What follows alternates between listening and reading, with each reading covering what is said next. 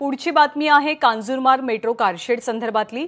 या प्रकरणी राज्य सरकारच्या अडचणी आता वाढू शकतात, कारण 102 एकरांचा भूखंड एमएमआरडीएला देताना जिल्हाधिकाऱ्यांनी दिलेल्या आदेशात त्रुटी असल्याचं प्रथमदर्शनी दिसत असल्याचं हायकोर्टानं नमूद केलंय। त्यामुळे जिल्हाधिकाऱ्यांनी आपला याविषयीचा निर्णय मागे घेत प्रकरणाची नव्यानं सुनावणी घ्यावी, अन्यथा आम्ही त्या आदेशाबाबतच्या कायदेशीर बाबी पडताळून त्याची वैधता ठरवू, असे स्पष्ट संकेत मुंबई उच्च न्यायालयाच्या वतीनं राज्य सरकारला देण्यात आले आहेत। नवनाथ बन आपले प्रतिनिधी सध्या आपल्या सोबत आहेत। नवनाथ, हायकोर्टानं काय टिप्पणी केली आहे आणि कधीपर्यंत सरकारला उत्तर द्यायचंय? ज्ञानदा, सरकारी काम आणि 6 महिने थांब याचा प्रत्यय आता मेट्रो कारशेड प्रकरणामध्ये येतोय।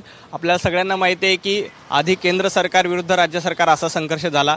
102 एकरचा जो कांजूरमार्गचा भूखंड आहे तो राज्य सरकारला एमएमआरडीएला हस्तांतरित केला। जिल्हाधिकाऱ्यांनी हस्तांतरित करताना त्यामध्ये एक त्रुटी राहिली, कारण या जागेवर गरोडिया नावाच्या एका खाजगी विकासकाने दावा ठोकलाय। त्यांचं म्हणणं आहे की कांजूरमार्ग परिसराचा 500 एकरचा भूखंड त्यांनी भाडेतत्वावर आधीच नावावर घेतलेला आहे, भाडेतत्वावर घेतलेला आहे। असं असताना 102 एकरचा भूखंड एमएमआरडीएला देणं चुकीचं आहे आणि एमएमआरडीएनं मेट्रोसाठी जे काम सुरू केलंय ते तात्काळ थांबवावं, असं त्यांनी कोर्टाकडे मागितलं।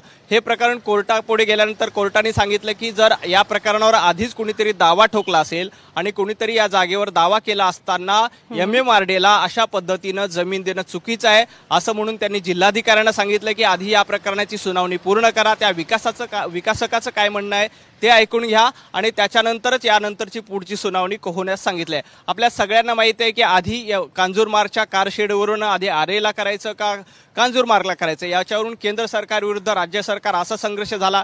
जेव्हा पहिल्यांदा या कांजूरमार्गच्या जागेवर राज्य सरकारचा दावा सांगितल्यानंतर केंद्र सरकारनं लगेच तिथं आणून एक बोर्ड लावला। हे सगळं प्रकरण गुंतागुंतीचं होत चाललं। आधी केंद्र विरुद्ध राज्य असा दोघांचा संघर्ष होता, त्याच्यामध्ये आता खाजगी विकासकाची एंट्री झालेली आहे आणि त्यांनी 102 एकर नाही तर कांजूरमार्गच्या सगळ्या 500 एकर जमिनीवर दावा सांगितलेला आहे।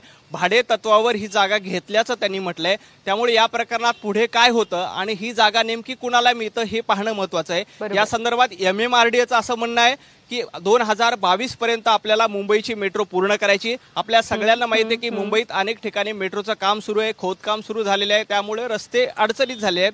त्यामुळे हा प्रकल्प आणखी किती उशीर लागणार हे पाहणं महत्त्वाचं आहे। ज्ञानदा, नवनाथ, धन्यवाद सगळ्या सविस्तर माहितीबद्दल।